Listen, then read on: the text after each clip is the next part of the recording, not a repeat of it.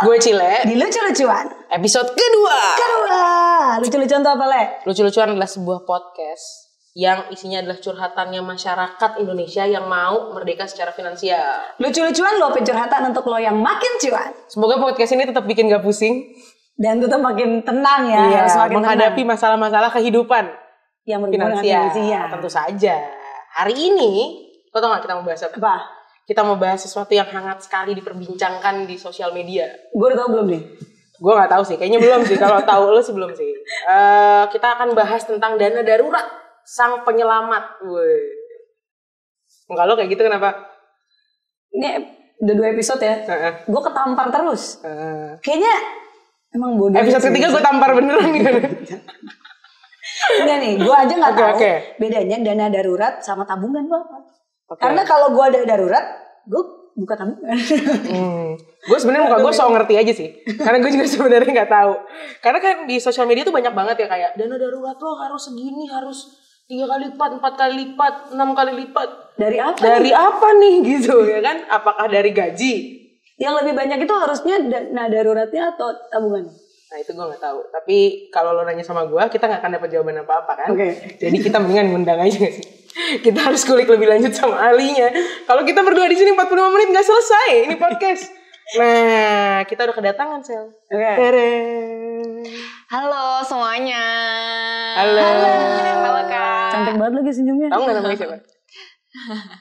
Raisa.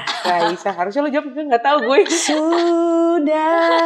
Aduh mohon maaf gak bisa nyanyi. Liriknya gue sih. Iya benar. Oke lanjut. Jadi Raisa hari ini terima kasih sekali sudah bergabung bersama kita di sini. Sama-sama. Salam kenal. Kan udah kenalan tadi. Oke, Raisa sekarang apa nih kesibukannya? Gimana kabarnya di tengah pandemi ini? So far so good sih untungnya ya. Dan sekarang lagi sibuk kerja di salah satu bank swasta di Indo. Jadi bagian relationship manager. Gitu. Relationship manager. Ini finansial. Oh, finansial. Sorry. Gue tuh kalau udah ada ngomongin soal relationship tuh pengen gue timpalin gitu. Oke. Gimana cara manage relationship? Finansial. Kerjaannya Finansial. maksudnya ngapain sih tuh? Oh, kalau relationship manager tuh sebenarnya sih kita kebanyakan maintain hubungan sama debitur-debitur yang udah ada. Hubungan sama debitur. Gitu. Berarti sebenarnya emang segala sesuatu tuh harus di-maintain, termasuk hubungan kita dengan keuangan kita. Betul. Ya, Gue sih kan? gak bersahabat sama keuangan. Iya benar. Setuju. Tapi kalau misalnya dana darurat ini sebenarnya topik yang hangat banget ya. Banget. Ini lagi hot banget. Apalagi dari lagi masa pandemi ini kayak banyak banget orang yang pengen tahu kan. Kayak sebenarnya tuh dana darurat apa sih gunanya gitu loh. Terus kayak gue tuh harus bayar berapa banyak sih. Dan basically sih itu penting ya sebenarnya menurut gue. Nah, Sel, Apa tuh? Raisa, kita tuh kan karena kita dengerin curhatan-curhatan orang-orang ya. Jadi kita tuh udah di episode kali ini kita udah ngumpulin curhatan dari Sobat Nyala di Instagramnya @ruangmenyala. Oke. Nah jadi udah banyak banget yang curhat nih. Nah kalau gitu kita mau dengerin dulu curhatannya biar nanti bisa kita bahas. Boleh. Hai Kak, nama gue Dina. Gue mau curhat nih. Kan sehari-harinya tuh gue bawa mobil ke kantor. Terus pas pulang kerja nih sialnya, mobil gue tuh ditabrak sama orang. Terus orangnya kabur. Nah itu mobilnya bener-bener hancur karena sampai kena mesin. Ya sedihnya lagi sih sekarang ini gue udah gak ada lagi asuransinya. Soalnya baru banget tuh kelar cicilan mobilnya. Sehari-harinya tuh memang gue bergantung banget lah sama mobil ini. Soalnya rumah gue tuh jauh banget di pelosok. Susah juga naik kendaraan umum.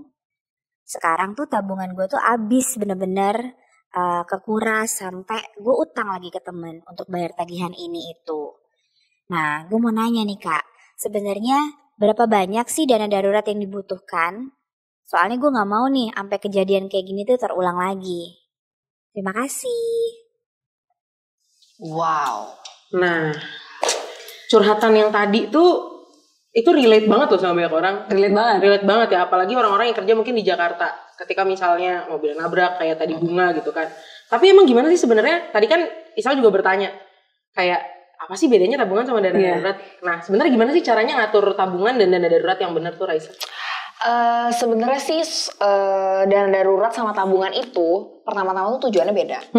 Jadi sebenarnya tabungan tuh kita pakai buat sesuatu hal yang emang pengen kita beli di masa depan. Misalnya kita pengen beli tas gitu nih ya, cewek-cewek gitu.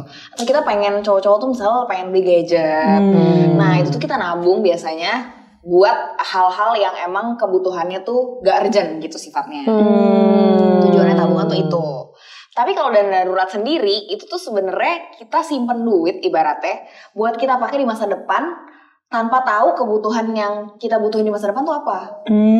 Jadi kita siap-siap buat sesuatu yang belum terjadi nih, dan asumsinya tuh kita nggak tahu itu bakal kejadian kapan, cuman urgent banget pas terjadi. Kayak misalnya amit-amit kita sakit gitu, atau orang tua kita sakit butuh tambahan biaya gitu. Nah itu sifatnya dana darurat tuh lebih kayak gitu. Gitu sih. Itu bedanya, Sel. Gue tuh selalu mikir ya kalau misalnya tabungan itu tuh kayak malah sesuatu yang pasif banget gitu loh. Yang ternyata disebut dana darurat tuh gue pikir itu tabungan. Gue baru tahu kalau ternyata tabungan itu yang akan di-spend in the future gitu. Jadi kalau tabungan tuh biasanya ada ininya ya, ada goalnya ya? Yes, betul, ada goalsnya. Gue mau beli rumah nih 10 tahun lagi, harganya 2M. Of course gue harus nabung 2M dong. Kayak mulai dari DP-nya, cicilannya, segala macem. Gak mungkin kan gaji kita mungkin kayak bisa langsung bayar, kecuali kita udah super tajir dan kayak beda banget gitu ya. Cuman pasti kayak kita gini kita harus nabung dan siap-siap buat spending itu gitu. Oke. Selama ini gue gak punya tabungan. Salah. Iya gue gak punya tabungan. Semuanya jadi dana darurat. Atau lu sebenarnya gak punya tujuan hidup aja. Oke. Balik-balik jadinya. Tapi kalau tabungan itu buat in the future ada yang mau di-spend. Yes. Dana darurat itu yang kalau ada bahaya. Yes, betul. Ya kan? Nah gitu. Masih bingung? Enggak, dia emang bingung aja sampai akhir juga. Makanya kita mendatangkan Raisa ke sini biar kita tidak bingung gitu. Sebenarnya gini sih, kalau dari pengalaman gue ya, kayak gue tuh biasanya mungkin karena sekarang kayak masih muda, jadi kebutuhannya tuh masih rese gitu, kayak misalnya kita butuh makeup lah, apalah gitu-gitu. Tapi kan kalau misalnya yang makeup, makanan itu kan daily needs lah ya sebenarnya, kayak yang kita pakai setiap hari, sehari-hari. Cuman kan kalau misalnya masih muda gini pasti kita ada target dong, kayak gue pengen nih nanti bisa beli rumah sendiri, pengen nih gue bisa beli mobil sendiri, atau gue pengen nih bisa beli tas branded sendiri gitu. Nah hal-hal yang kayak gitu yang biasanya gue tabung. Jadi kayak gue punya motivasi sendiri untuk nabung kebutuhan-kebutuhan itu. Cuman balik lagi sebenarnya kalau misalnya kita kulik dari episode 1, kebutuhan itu dibagi jadi 3 kan, ada yang primer, sekunder, sama tersier. Nah sebenarnya yang tadi gue sebutin itu kan kalau rumah mungkin bisa masuk primer gitu kan, karena sebenarnya sandang pangan papan gitu kan kalau primer. Tapi kalau misalnya yang tersier tuh yang kayak tas branded gitu, terus kayak apa ya misalnya ya, selain itu kalau yang tersier tuh mungkin sepatu sneakers mahal gitu kan, itu kan sebenarnya gak harus banget kita punya gitu. Yang penting kita punya aja memenuhi kebutuhan kita, tapi nggak harus yang branded gitu kan sebenarnya. Tapi kalau rumah kedua, rumah ketiga itu masuknya tersier dong. Nah itu sebenarnya ada yang mau beli rumah 2, 3 terus excuse-nya kayak ini primer. Bener. Sebenarnya tergantung kebutuhan orang. Balik lagi tergantung kebutuhan kita masing-masing. Cuman basically kalau orang udah punya rumah kedua atau ketiga itu namanya investasi. Gitu. Di episode lain aja kita bahas itu di episode lain. Gitu. Ya oke. Jadi kalau misalnya mau kita misalnya balik ke contoh case-nya Bunga tadi ya. Kecelakaan, terus sebenarnya gimana sih pengelolaan dana darurat itu sendiri? Itu kapan bisa dikeluarin, kapan penggunaan dana darurat yang bijak gitu? Sebenarnya sih gini sih, in Bunga's case kalau misalnya kita lihat dia tuh kelihatan banget gak ada dana daruratnya tuh. Karena dia baru selesai cicilan pertama.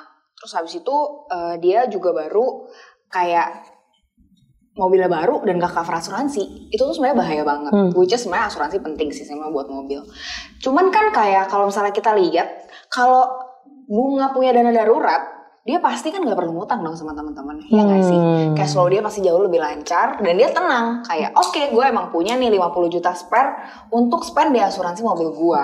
Which is ketika gue menjalani kehidupan sehari-hari gue, kebutuhan primer gue tadi, sandang pangan papan, itu masih bisa terpenuhi dengan gaji bulanan gue gitu loh, tanpa harus terganggu tuh cash flow-nya, ibaratnya gitu.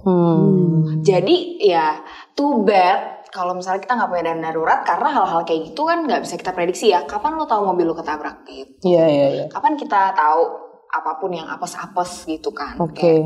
Itu susahnya sih sebenarnya. Tapi ya the fun of it kayak ngelolanya pasti butuh effort gitu aja. Dia nyebut fun. Dia nyebut ngelola duit tuh fun. Gue mohon maaf banget nih ya. Mohon maaf nih. Kalau gue ngelola duit gue sebelum tidur gue mimpi buruk. Stres. Oke. Nah, apa namanya? Kan tadi Raisa juga bilang itu kalau punya dana darurat bisa dikeluarkan ketika lagi misalnya kondisi-kondisi seperti itu. Yes, betul. Nah, misalnya dana daruratnya habis gitu. Ini kita belum sampai ke topik berapa banyak sih harusnya dana daruratnya. Misalnya dana daruratnya habis gitu. Iya. Apakah harus punya dana darurat lagi? Nah, dikumpulkan lagi dana daruratnya? Betul. Jadi pas banget nih misalnya kita punya dana darurat berapa? Let's say 10 juta gitu. Terus habis nih ke spend buat sesuatu. Buat misalnya nyokap sakit gitu amit-amit. Ya tentu aja the next month pengeluaran itu beres. Dana darurat itu habis. Bener-bener total habis. Kita harus mulai ngumpulin lagi. It's okay kita cicil. Gak harus kayak oke, gue harus langsung jebret sisain 10 juta lagi dari penghasilan gue. Gak perlu. Tapi gue tetap harus cicil sampai itu reach our target gitu. Oke. Gitu sih. Oke. Jadi emang harus dibalikin basically. Dana darurat tuh ada targetnya ya? Sebenarnya lebih kayak harus berapa kali dari pengeluaran kita gitu Kak.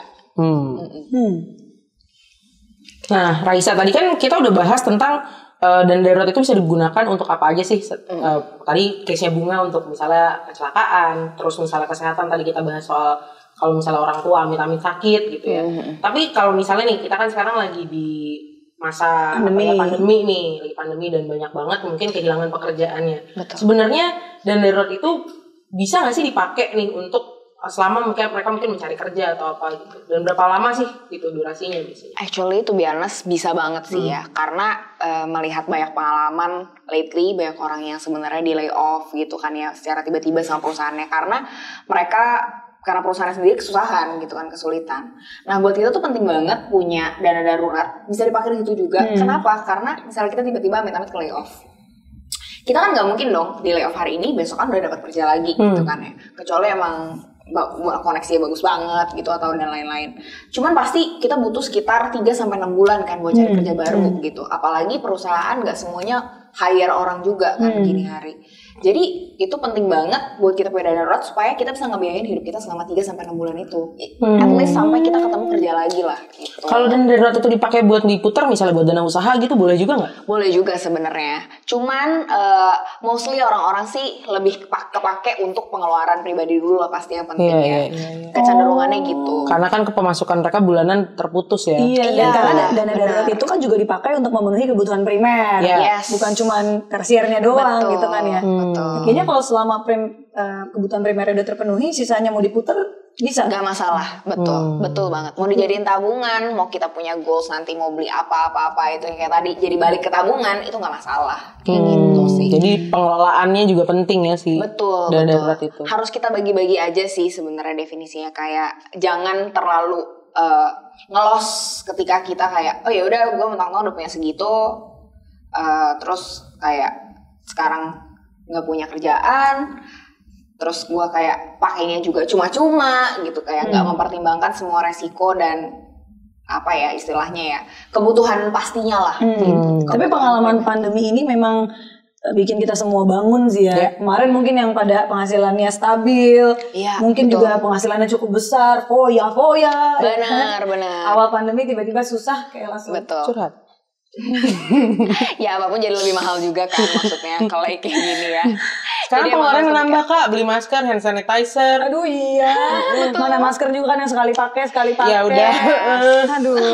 Jadi curhat. Gak apa-apa, ini kan untuk meluapkan curhatan masyarakat. Curhatnya orang, curhatnya. Kita juga masyarakat Indonesia yang ingin merdeka finansial. Nah kayak tadi misalnya hand sanitizer sama masker itu kan mungkin awalnya jadi kebutuhan sekunder kayak bukan kebutuhan primer ya. Sekarang kita jadi primer, jadi butuh banget itu beli tiap bulan tuh ya gitu. Apalagi kita tinggalnya sama bokap nyokap atau apa gitu, bisa aja beliin bokap nyokap gitu kan. Jadi kayak jadi primer tuh, nambah kan kebutuhan primer lo. Nah, lo mesti spend dari Bener mana? juga sih. Gitu. Belum kalau mau masker lucu ya kan? Iya.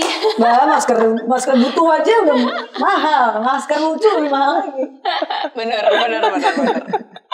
Pertanyaan nih. Iya. Dana darurat misalnya nih tadi suami istri gitu ya, tadi case-nya. Terus yang di layoff suaminya gitu. Dua-duanya punya dana darurat. Dana darurat siapa yang akan dipakai di luar? Atau Oh, kalau itu sebenarnya balik lagi ke masing-masing pasangan sih ya sebenarnya ya. Cuman kan emang gimana mereka manage-nya aja. Takutnya sih mereka masih ada cicilan dan lain-lain gitu kan. Jadi dana darurat, misalnya dana darurat si suami yang dipakai dulu gitu untuk kebutuhan suaminya dulu. Mungkin yang biasa nih yang bayar cicilan misalnya udah dijatahin suaminya gitu. Terus istrinya nggak bayar apa-apa gitu, misalnya sekolah doang gitu. Nah istrinya kan masih kerja, nanti expense sekolah anak-anak masih aman dong ibaratnya. Tapi kan tadi cicilan rumah nggak aman. Nah itu pasti mungkin most likely diatur pakai dana darurat suaminya. Tapi ya itu balik lagi lah ke masing-masing. Komunikasi. Betul. Kebijakan mengatur dana darurat. Betul. Yes, gitu. Kebutuhannya gimana? Gue lagi tuh, gue dapet dari mana dana darurat gue.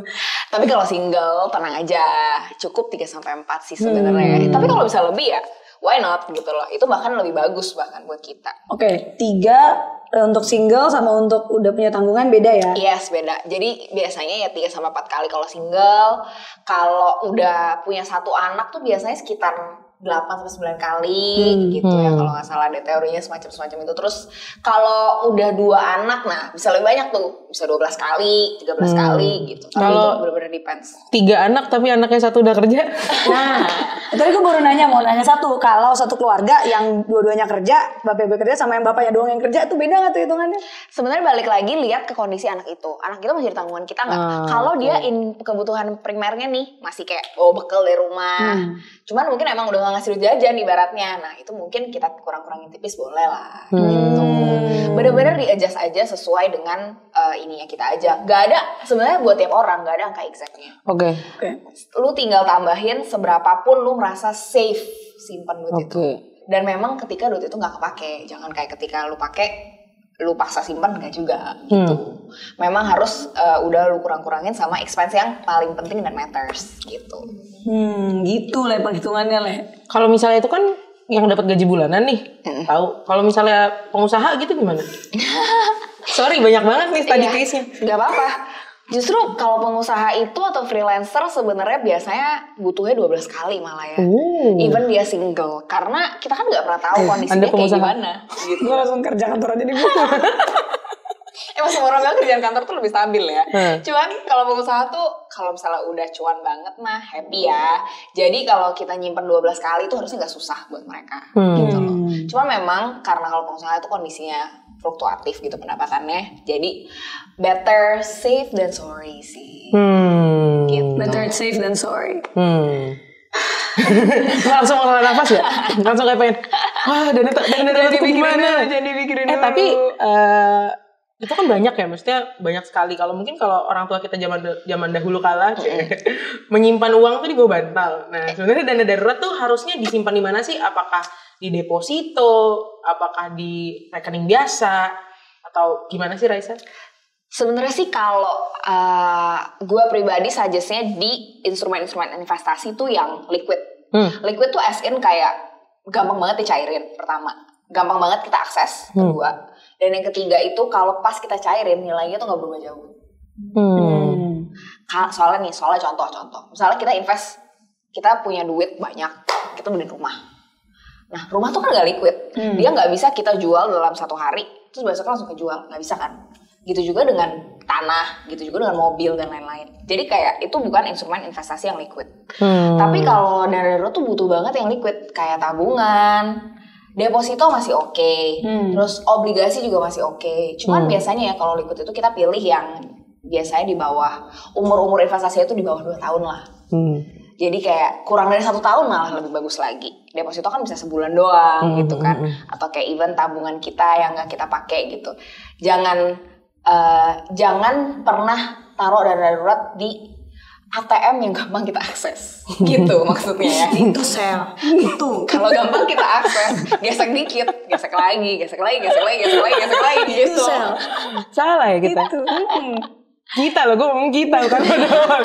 Salah Gue kita. ngomong diri gue sendiri tadi. Iya, gue ngomong sama kita gitu. Tapi kalau emas gimana? Kan sekarang emas tuh banyak udah dijual digital kan. Dan gampang liquid untuk tarik. Iya, betul. Tarik tambang. Emas salah satu yang liquid sih Kak. Jadi sebenarnya kalau invest di emas oke juga untuk dana darurat ya. Jadi instead of kita simpen di bawah bantal, itu tuh nggak growing Kak duitnya. Jadi sayang banget. Gitu. Jadi jangan dibawa bantal. Jadi mendingan kita invest di tempat yang Jangan dibawa bantal. Oh, nggak ada. Nggak ada duitnya, nggak ada. Sorry. Iya, kurang lebih kayak gitulah. Jadi kalau bisa grow dong, masa kita stop di situ-situ aja. Apalagi ada inflasi, kita balapan sama inflasi nanti. Kalau misalnya ditaruh bawa bantal doang, duitnya malah berkurang tahun depan nilainya. Tapi kalau pemula banget nih, baru mau pemula, kan kita tadi ngomongin investasi nih. Kalau pemula itu mendingan kemana? Karena kan kalau emas gitu, misalnya kita mesti ngelihat karena angkanya kan cukup betul. naik turun ya gitu. Yang paling aman tuh apa sih? Paling aman sih sebenarnya deposito ya. Deposito. Tabungan biasa sama deposito. Gitu. Cuman Tapi ya, yang nggak ada ATM-nya. Tapi jangan yang ada ATM-nya. that's why deposito paling aman karena menghindari pemakaian pertama, terus itu juga bisa growing walaupun grow-nya nggak seberapa lah gitu. Tuh, jangan ditaruh di ATM biasa. Itu melindungi lah dari kita yang konsumtif. Gua pun orangnya konsumtif loh. Jadi kayak kalau misalnya ngeliat sesuatu tuh yang namanya cewek-cewek, apalagi ke toko-toko yang cutie-cutie itu barangnya gitu ya, ke situ tuh kayak aduh pengen beli deh gitu. Saya definisi darurat gue suka aneh gitu. Gue Jadi tahu. gue jalan ke toko, gue pikir di ATM gue ada duit. Terus pas nyampe kasir, nggak ada. Nah itu darurat tuh buat gue. Keluar deh kan, akhirnya dana darurat gue. Wahai masyarakat Indonesia yang ingin merdeka secara finansial, jangan ditiru yang satu ini. itu mungkin ATM bisa tinggal di rumah aja kali ya. Iya, nah ATM-nya taruh bawah bantal. Itu boleh. Dia nggak growing. Dia growing, tapi taruh bawah bantal. Yang penting jangan dipakai. Jadi growing tiap bulan. Baiklah. Gimana? Lo udah cukup belajar banyak lo? Gue udah cukup Gue juga merasa. sih. Gue kayak ditampar-tampar gitu. Gue kayak mana aja gue selama ini. Iya. Aduh. Gue tuh selama ini kalau ngeliat konten-konten finansial kadang-kadang suka kayak nggak mau takut disindir, Terus sekarang gini kayak Iya kayak aku tidak bisa nggak bisa menghindar lagi. Betul. Tapi kita perlu coba deh berarti kayaknya nih. Sebenarnya kayak tadi kan Raisa sempat bilang dicicil gitu ya. Mungkin bisa nabung yang harian. Kayak di konten-konten sosmed tuh udah banyak banget yang kayak sehari misalnya nabung 1.000, 2.000 terus ditabung digulung-gulung. Kita nggak pernah lihat ya. Makanya kalau ada konten finansial jangan dilewati. Sebenarnya bisa sih dimulai kayak kita tuh setiap hari nyicil aja gitu nabung 20.000 lah tiap hari. Seminggu aja 100.000. Kita kaliin lagi sama sebulan udah 400.000. Itu udah nggak bantu banget sebenarnya buat kita invest banyak gitu loh. Jadi banyak juga produk-produk bank sekarang yang bisa kita pilih ya, kayak misalnya ada tabungan yang berjangka lah, tadi deposito juga bisa. Terus mungkin yang returnnya lebih gede daripada deposito tuh ada obligasi sama reksadana. Itu juga sebenarnya safe, tergantung produknya aja. Mungkin tuh mesti dikulik lagi produknya aja.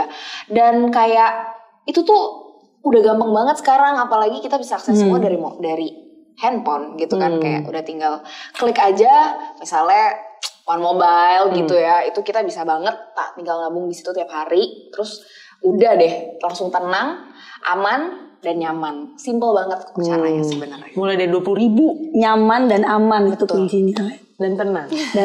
Tenang, nyaman, aman. Relationship manager, tenang, nyaman, aman. Udah beda konteks. Udah beda konteks. Sorry. Tapi mulai dari 20.000 loh. Mulai 20.000. Itu lebih murah daripada pecel lele.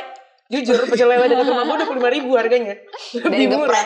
Lebih murah juga. Kopi bisa juga. Kopi kenapa jadi pecel lele? Oke. Jadi aman, tenang, nyaman itu kuncinya. Itu kuncinya ya. Dengan memisahkan antara tabungan dan dana darurat. Apa itu maksudnya tabungan tuh tadi yang ada goalnya. Jadi ada tujuannya. Mau ngapain di depan, tabung dari sekarang. Tabung dari sekarang. Okay. Kalau misalnya dana darurat, itu tuh sesuatu yang kita nggak tahu di depan akan ada apa. Akan menjadi penyelamat hidup kita gitu. Kalau tiba-tiba ada yang darurat terjadi. Betul. Jumlahnya itu bisa disesuaikan dengan pengeluaran dan status saat itu. Misalnya single atau udah menikah, punya anak. Ada tanggungan, ada tanggungan gitu. Nah tapi seberapa jumlahnya yang aman dan kita ngerasa itu sebenarnya kita udah financially fit gitu sama jumlah itu. Jadi yang penting kita ngerasa udah nih, udah cukup nih kayaknya gitu. Nih apapun yang terjadi gue siap dengan segini menghadapi dunia. Jadi sebenarnya apa sih yang mau kita bilang ke sobat nyala sekalian? Tidak ada yang tidak bisa. Sampai ketemu di episode selanjutnya. Bye bye.